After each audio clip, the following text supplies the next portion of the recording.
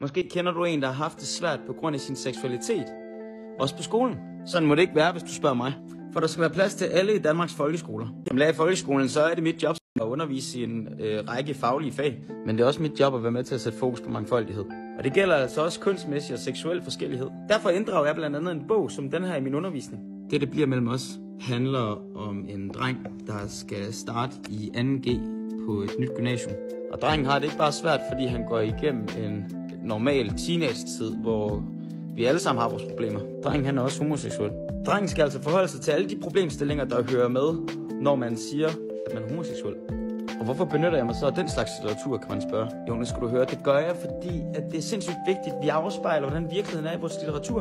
Det er simpelthen for gammeldags, så ikke spor mangfoldigt, hvis vi kun hører litteratur, hvor det er drenge og piger, der finder sammen. At inddrage litteratur som det her er jo netop vigtigt, hvis vi vil leve op til vores allesammens mål om at være en mangfoldig folkeskole.